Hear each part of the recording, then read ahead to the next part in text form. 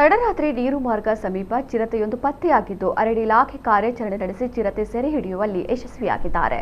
ಕೆಲ ದಿನಗಳ ಹಿಂದಷ್ಟೇ ಮಂಗಳೂರಿನ ಶಕ್ತಿನಗರದಲ್ಲಿ ಚಿರತೆಯ ಓಡಾಟ ಕುರಿತಂತೆ ಭಾರೀ ಸುದ್ದಿಯಾಗಿತ್ತು. ಇದೀಗ ನಿನ್ನೆ ರಾತ್ರಿ ನೀರು ಮಾರ್ಗ ಸಮೀಪ ಪೊದೆಯೊಂದರಲ್ಲಿ ಚಿರತೆ ಪ್ರತ್ಯಕ್ಷವಾಗಿತ್ತು.